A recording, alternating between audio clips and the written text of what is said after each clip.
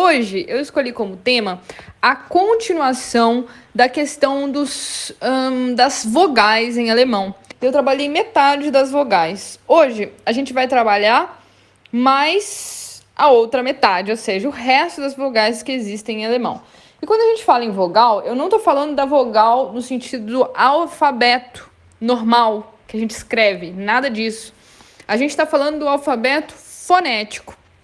Na última semana, a gente viu as pronúncias possíveis de algumas vogais em alemão. As pronúncias possíveis. Vogais longas, vogais curtas, as pronúncias possíveis. E hoje a gente vai aprender o resto das pronúncias possíveis. Hoje nós vamos falar, então, das questões fonéticas, do O, do U, do O-Umlaut, né? Do O-Umlaut, né? Vamos falar com o sotaque alemão, né? Hoje a gente vai falar das questões fonéticas, dos sons do O, do O-Umlaut, que é o O que a gente fala, o O-Umlaut é o O com a trema em cima.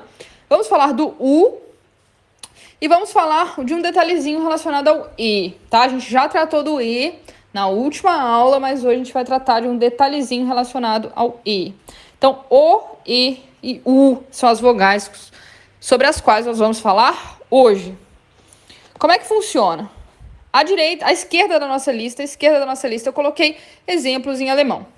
À direita da nossa lista, eu coloquei a transcrição fonética. O que é transcrição fonética? Toda vez que eu dou aula de fonética, eu gosto de explicar isso para vocês.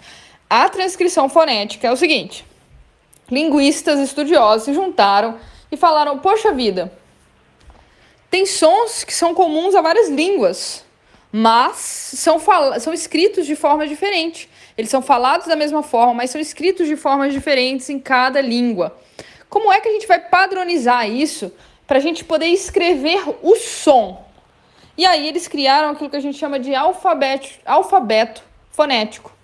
Alfabeto fonético nada mais é do que uma forma de descrever o som. Não importa como aquilo é escrito em determinada língua, o alfabeto fonético vai descrever aquele som. Então, com o mesmo alfabeto fonético, eu consigo descrever qualquer língua do mundo. Esse alfabeto fonético, né, a gente chama de IPA, tá? E aí, esse alfabeto fonético, normalmente ele é escrito entre colchetes, como a gente tem aí. Então, o que a gente tem à direita são os colchetes com a escrita do som, como se diz aquele som. Então, vamos começar. A primeira palavra que a gente tem aí é o schön. Schön. Schön. E o que a gente tem no alfabeto fonético? A gente tem a transcrição do Ö. Ö. O O-Umlaut, tá? Eu vou fazer uma boca de O e vou falar um E. Ö. Repete comigo. Faz a sua boca de O e fala E. Isso aí é o som desse O com tracinho que a gente tá vendo. Esse é o som que essa letrinha fonética ela descreve. É a boca do O falando E. Tem que fazer um círculo com a sua boca e falar E. Esses dois pontinhos depois indicam que é uma vogal longa. Se ela é uma vogal longa em alemão, significa que o tempo dela não é schön, é schön. É quase como se eu falasse duas vogais uma depois da outra. Ouça para você ver. Schön. Percebeu? Eu falo schön. Eu não falo schön. Eu falo schön.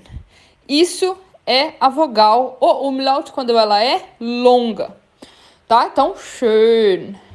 Mas a vogal o umlaut, ela pode ser curta? Sim, ela pode ser curta. A gente já viu na última aula da semana passada, e vou repetir aqui nessa aula de hoje, que a vogal o umlaut, ou qualquer vogal, na verdade, qualquer vogal, se ela tiver duas consoantes depois dela, ela se torna curta. Então, se a gente perceber o schön, tem um N depois do schön, certo? Então, ela é uma vogal longa, schön. Agora, können e zwölf são vogais, tem o umlaut curto, depois do K tem dois N's, können. Depois do zwölf, depois do E, tem L e F, tem duas consoantes, não tem que ser a mesma consoante. Nesse caso, então, a gente tem uma vogal curta, entendeu? Vou repetir. Uma consoante depois da vogal, ela é longa.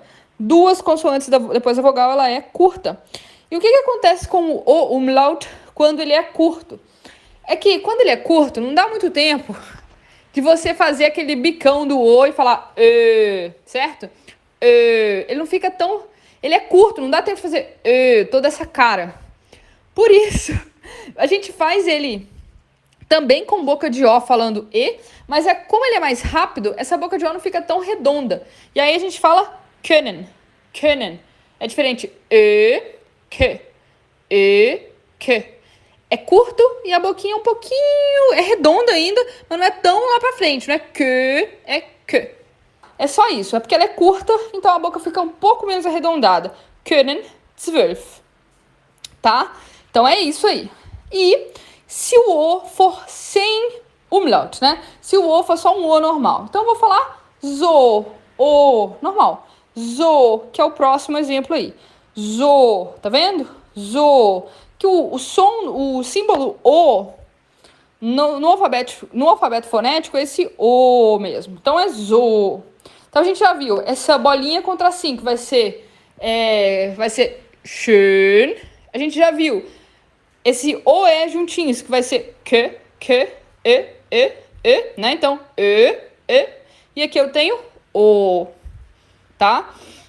E o quarto som? O quarto som é o O, só que tem duas consoantes depois dele. E ele é uma vogal curta. Além do O ser uma vogal curta, ele vai se abrir, ele vai ser uma vogal aberta. Então vai ser voll, O. Então essa é a diferença em alemão entre O e O. O. Quando a vogal é longa, quando o O é longo, ele também é fechado. O. Quando o O é curto, porque tem duas consoantes, ele é aberto. O. Voll.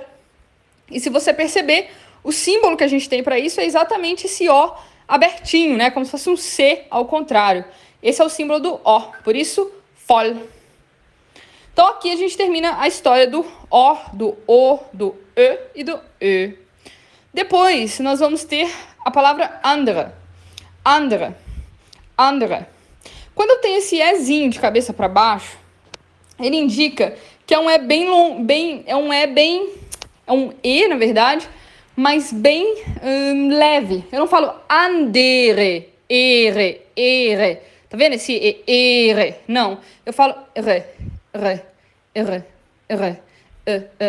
Praticamente um E, porque é um E bem levinho.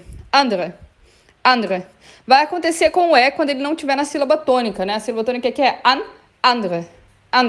Então, nas outras sílabas, ele se torna um E bem levinho. É por isso que ele se é de cabeça para baixo. E por último, e não menos importante, eu vou ter o U, tá? E o U, ele vai ter a mesma questão. Se ele for curto, porque ele tem duas consoantes depois dele, ele vai ser um U bem levinho. E é esse U estilizado que a gente tem aí com und. Tá vendo? Ele é levinho. Ele é um U bem levinho. Und. Quando ele é um U longo, que é o caso do tsu. Por quê? Porque ele não tem consoante nenhuma depois dele, né? Ele vai ser longo. Ele não tem duas consoantes depois dele, ele vai ser longo. Então, ele vai ser tsu. Olha a diferença.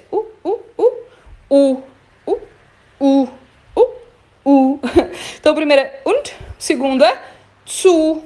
Tem dois pontinhos aí na transcrição fonética, porque ele é longo. Tsu. Beleza, gente. Agora é isso aí.